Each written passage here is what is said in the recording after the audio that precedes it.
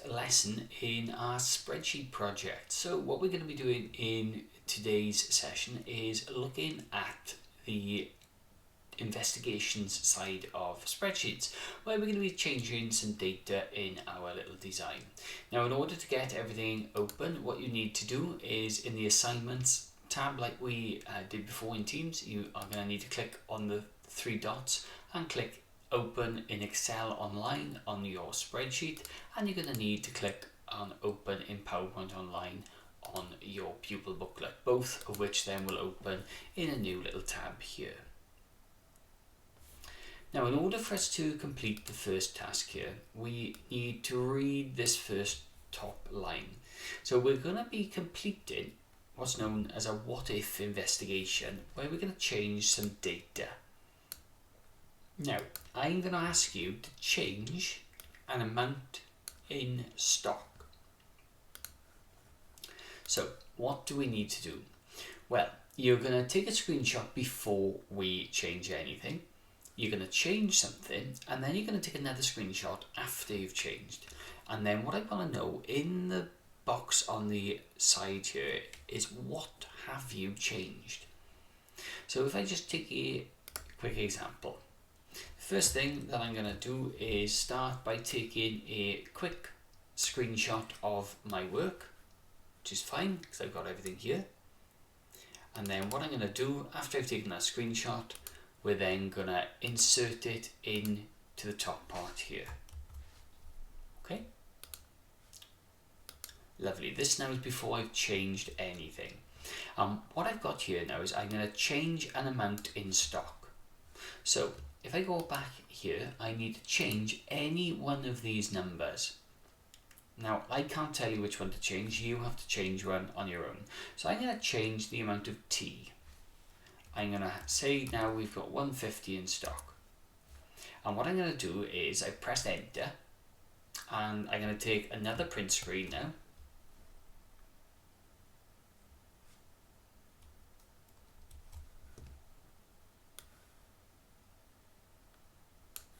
So I've got my other print screen, and what I'm going to then do is I'm going to paste this directly into the next box here.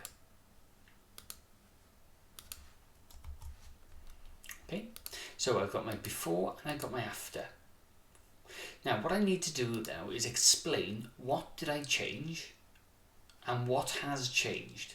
Now if we look at this very carefully, what have I changed? Well, I changed the amount of stock here. So what I'm going to do is I'm going to use my shapes for a moment.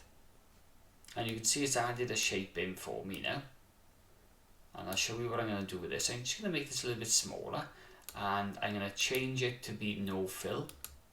And I'm going to make sure the line is red. And I'm going to actually make a really thick line here. And that reminds me now of what I've changed. So what I would do in here is I'd say I changed the amount of stock of my cups of tea from 100 to 150. So what has changed as a result of this? Well, if you look on the end here, look, the amount of stock left has now increased. Why? Well, I sold 100. Originally, I only had 100 in stock. So now, because I've got more in stock, I have more left over. So what I would do is I'd write that up and I'd explain it in this box here. Now what I'm going to ask you to do is pause the video. I need you to make sure that from Teams, you open up both of these documents in Excel online, your spreadsheet and your PowerPoint. I then need you to take a screenshot before you change and put that into the top part. Then change any amount of stock here. You can choose any one you want. Once you've changed it, take another screenshot and put it in here. And then please tell me what you've changed in the box on the side here. You can type in there now. So pause the video and complete the task, please. Okay, similar to the previous task, we're now going to change a piece of data, which is a price. Okay, so we're going to start off again. We're going to take a screenshot of our spreadsheet, and then we're going to paste it in here. So as you can see, that's just gone in. Lovely. And now we're going to change a price. Now, you can change any price you want. It could be a cost price, it could be a sale price, or it could be a profit. Now, these here are all driven by formulas. So the only way to change these is if you were to change one of these here. Now, again, the profit is driven by a formula. So if you wanted to change that, you have to either change the sale price or the cost price. So what we're going to do is I'm going to change the cost price of my coffee. So instead of being 33 pence, I'm going to change it to 22 pence, and I'm going to press enter. Now, what has happened? Well, what should have happened is the profit has increased and the total profit should have increased as well. Now, if we just undo that for a moment, what you'll notice is there might be one or two other cells that are changing. So let's change that back to 22 pence again, 0.22. Now what I want you to do is look over this side of the spreadsheet. Okay, in particular, we know this one is going to change, but look at these values here. So I'm going to change this to 22, look here. Okay, so this time a few more cells have changed. So the cost price of the coffee cup, by reducing that, the profit has increased, the total profit has increased, the average and the total have also increased. So this time we're going to now take another screenshot. That is then going to be copied. Let me just copy, and we're then going to paste it in here. And what we're going to do then is I'm going to use these little shapes just to point out what we've changed. And again, this is a nice easy way to get things to stand out. So we're going to change it to clear, change it to red, make the red large so you can see what we've done, and then you can explain everything that's been changed in this little box here. So pause the video now, and what I need to do is change a monetary value.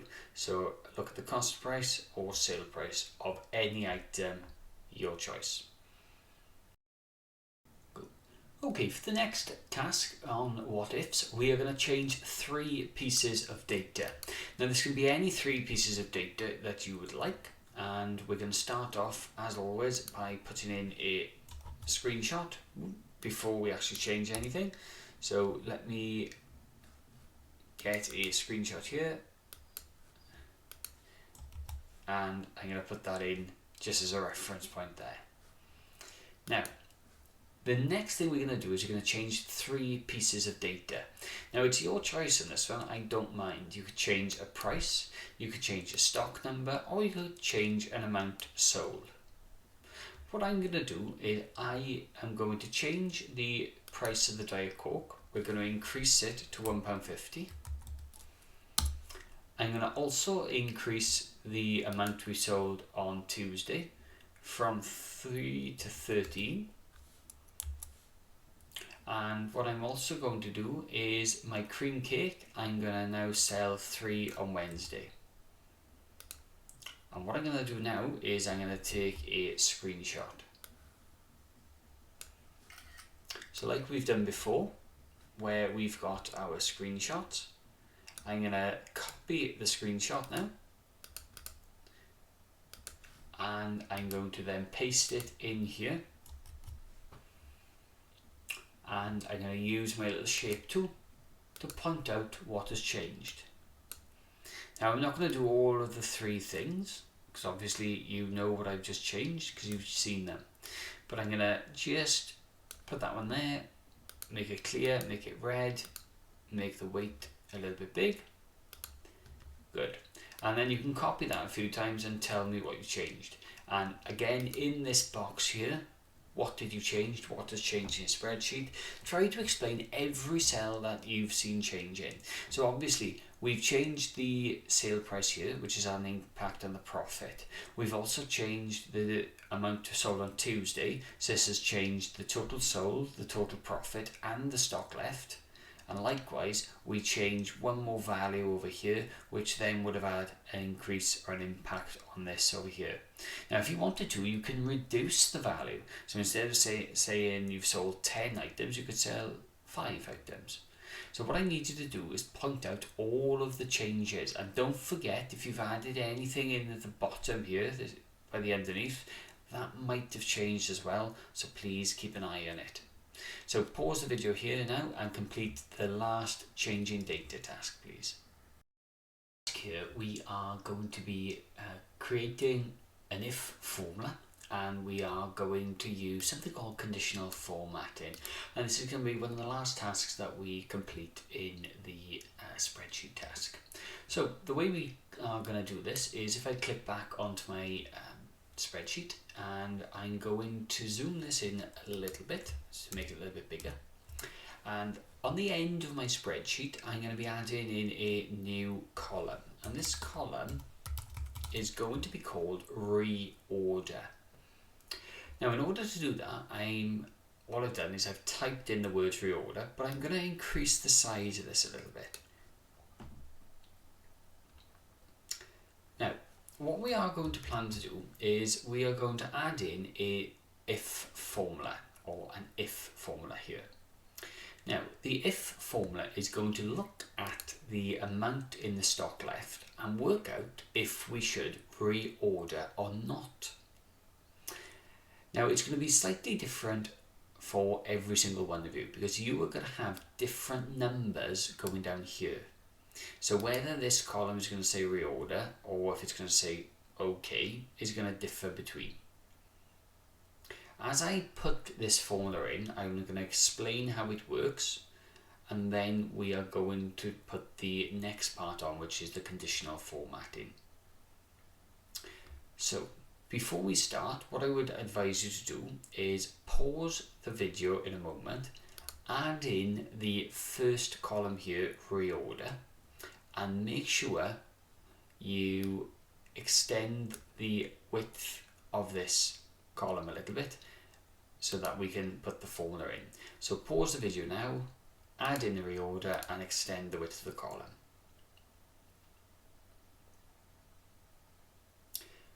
Okay, great. So the next part of this is we are going to start typing in the if formula.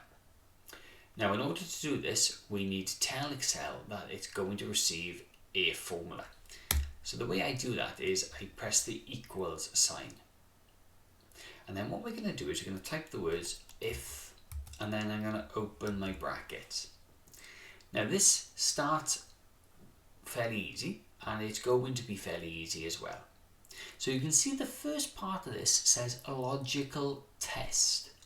So we need to do a test. Now what I want to do is look at this column here, and you are going to have to think of a number. Now if you look at mine, I've got 50, I've got 7, I've got 46, I've got 1, 1, 7, 12, 28, 20, 18 and 0. You are going to have different numbers on yours. So I am going to choose a number based on the numbers I have. And the number I am going to choose is 10. Now yours might be different. Now where have I got 10 from? Well, I've just made that number up, and that's what I'm going to ask you to do. You need to make a number up that's smaller than your largest, but obviously larger than your smallest number. So as you can see, I've got, if I use the number 10, I've got some numbers here which are under 10, and I've got some which are over 10. So what we do is we say equals if, open brackets, and then I'm going to click in this cell here. Right, now it's put M5 in here. I haven't typed that. All I've done is I've clicked. And what I'm going to do is I'm going to say if it's less than, and that's the arrow pointing towards the left, if it's less than 10, and and then I'm going to put a comma. Now, you'll notice that this second part here has changed. It's now gone bold. So it's basically saying, aha, right, well, what happens if this is less than 10? Well, if it's less than 10, what I want to say is reorder. So notice what I've done now with that reorder. I've put that reorder inside speech marks. You have to do that. And I basically pressed the Shift and 2 button. Or if you're on a Mac, it's the Shift and the one that's next to the colon. So I now have speech marks which say reorder. But what happens if that number isn't less than 10? What happens? In this case, it's over 10. Well, we need to say something else. So I'm going to put another comma in, and you'll notice now that's changed there, look. And what we're going to say is stock OK. And then to end this, I'm just going to close my brackets. Now that is the formula in its entirety. Now before you pause the video and try and put this in, let me just explain to you how to copy this down again, and then I'll explain how it's working. So what I've done now, I've pressed the Enter key, and I'm going to go into the corner, and I'm going to click and drag this down. Now, if you have done this right, hopefully you should see some which say stock OK, and you should see some which say reorder. Now, if you look at this, why is this one saying reorder? Well, it's saying reorder because this number is less than 10. This number is over 10.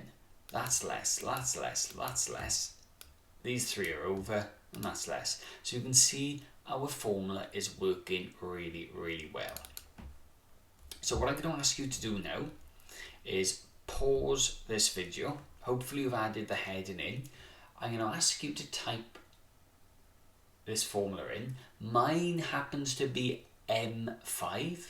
Yours may not be. So instead of you typing that in, all you do is you click in the cell that's next to it there. Okay, and it should put the reference in for you. When you're happy, press enter, and then copy the formula down using that little square in the bottom corner, and just drag it down for me. So pause the video now and please add in that formula. Going to be one of the last tasks that we are going to complete in this part of the MotorBont Cafe. So what we are going to do is we're going to use something called conditional formatting, which is a really cool formatting technique which will automatically change depending on what's in the cell. So what we are going to do is you're going to highlight these cells here, and the way I've done that is I've clicked in the middle of the cell and I've just dragged my mouse down. Now you're going to need to look for this button here, which is your conditional formatting button. When you click on this, you're going to then select this first option here, highlight cell rules, wait for the menu to expand, and then select equals to. Now what we're going to do is we're going to say format cells that are equal to, well, if they say reorder, I'm going to leave it here, light red fill with dark red text. If you haven't got that up, use this drop down menu here to change it. But watch what happens now when I click OK. You can see these have changed, which is brilliant. That's exactly what I wanted to happen. Now just to show you, you won't need to do this next part, but I just want to show you and prove it's working to you. Let's say, for example, on our chocolate cheesecakes, if we didn't have 30 but we had 100 in stock, before I press the enter, keep an eye on this side now of the screen. So keep an eye over here and I'm going to press enter. What's just happened? Well, the formula here is automatically updated, which is great, but look here as well, the formula there now has changed from reorder to stock OK, and the colour has changed automatically without me having to do a thing. That is the power of conditional formatting. Now what I'd like you to do is, once you've added in this conditional formatting, and if you wanted to add your own custom rule in, you can, you're more than welcome to. Once you've added that in, I wanted to take a screenshot of this, place it into your booklet. So make sure it goes into your booklet somewhere. Once you've put it into your booklet, and it's going to be on one of the last pages, so if I just get your booklet up, it's this one here. This signifies then the end of the chapter. Now what you'll notice is in the top corner there, it's saying saved all the time. So as long as that says saved, you are okay to close this. And as long as your spreadsheet says saved, you're okay to close that. Then what I need you to do is click the hand in button, which is on the top here, which will then send it to me for marking. And then that is the end of the spreadsheet module.